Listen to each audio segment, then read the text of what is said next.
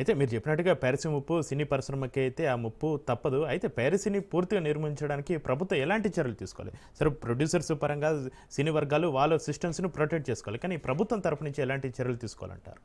అంటే ఒకటండి, policy making అనేది కావాలి. బేసికల్గా ఏంటంటే ఇప్పుడు డిఎంసీఏ లాంటి ఏదో ప్రపంచవ్యాప్తంగా ఉండి అప్లై అయ్యే కొన్ని చట్టాలను బేస్ చేసుకొని, లేదా కాపీరైట్ యాక్ట్ ఇలాంటి వాటిని బేస్ చేసుకొని ఏదో యాక్షన్ తీసుకోవడం జరుగుతుంది. కానీ వాస్తవంగా అంతకంటే చాలా కఠినమైన చట్టాలు అనేది రావాల్సి ఉంటుంది. ఎందుకంటే కోట్లాది రూపాయల పెట్టుబడితో సినిమా ప్రొడక్షన్ నడుస్తూ ఉంటుంది. ఎంతో మంది లైఫ్ కి సంబంధించిన ఇది. ఆ సినిమా బాగా ఆడితేనే ప్రొడ్యూసర్ డబ్బులు రావటం, మళ్ళీ ఒక్కో సినిమా తీయడానికి స్కోప్ ఉంటుంది. అంటే ఇట్స్ ద కంటిన్యూయం ప్రాసెస్.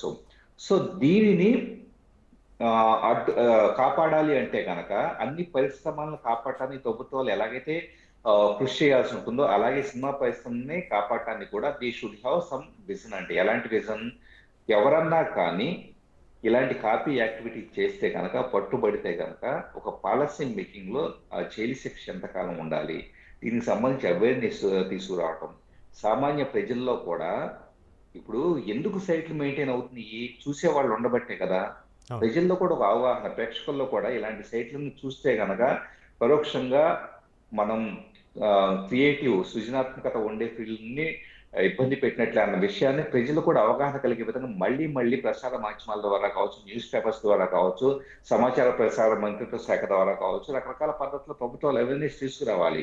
అంటే అన్ని రకాల, ఒక పక్క ఇండస్ట్రీ పెద్దలు, ఒక పక్క ప్రభుత్వము, ఒక పక్క మీడియా అంతా కలిస్తే తప్పించి పైరసీని అడ్డుకోవడానికి సాధ్యపడదు. అలాగే ప్రేక్షకులు కూడా I should watch the genuine content అని చెప్పేసి విధానంలోకి వస్తే కనుక ఖచ్చితంగా దీన్ని అడ్డుకట్టేయచ్చు.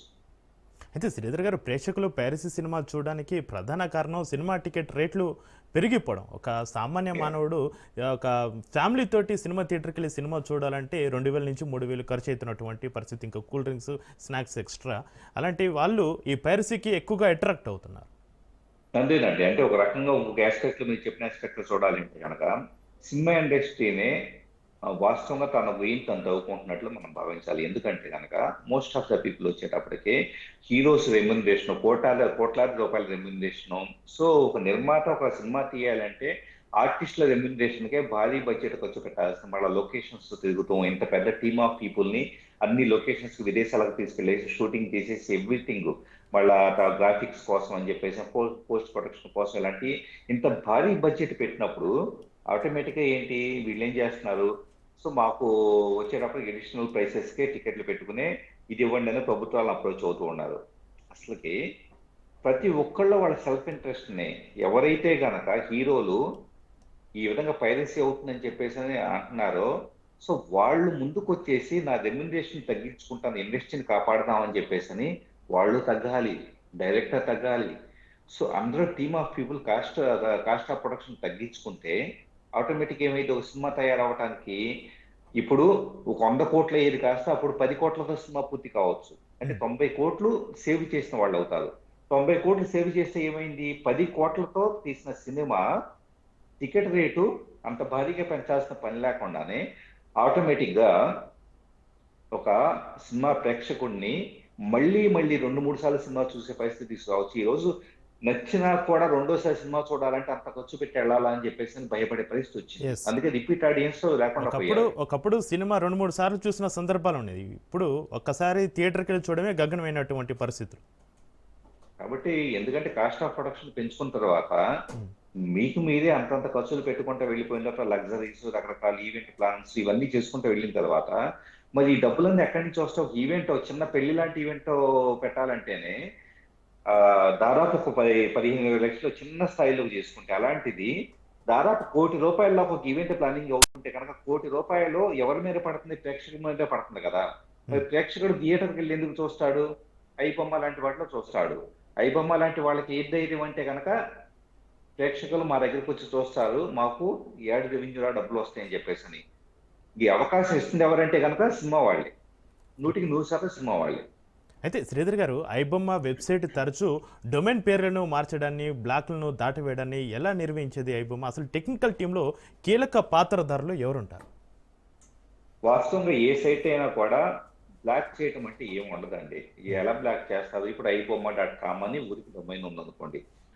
.com ఐబొమ్మ.com అనే దాన్ని ఉదాహరణకి ఐఎస్పీస్కి పోలీస్ డిపార్ట్మెంట్ వాళ్ళు ఏం చేస్తారంటే దీన్ని బ్లాక్ చేయమని చెప్పేసి ఎయిర్టెల్ జియో వాళ్ళకే పంపిస్తారు. పంపించినప్పుడు అక్కడ డిఎన్ఎస్ సర్వర్లో అది రిజాల్వ్ అవ్వకుండా, అంటే నేను ఒక సినిమా చూసే యూజ్ ఉంది అనుకోండి, నేను ibomma.com అని నా బ్రౌజర్లో టైప్ చేసిన తర్వాత ఆ సైట్కి వెళ్లకుండా అంటే సైట్కి వెళ్లకుండా అంటే డిఎన్ఎస్ రిజాల్వ్ కాకుండా టెక్నికల్ గా చెప్పాలంటే అదేం చేస్తుంది స్క్రీన్ మీద you are not allowed to watch this site అనో, లేకపోతే ది సైట్ ఈస్ ప్రొహిబిటెడ్ అనో, లేకపోతే 404 ఎర్రలో చూపించేలాగా చేస్తారు ఎవరు పోలీస్ డిపార్ట్మెంట్.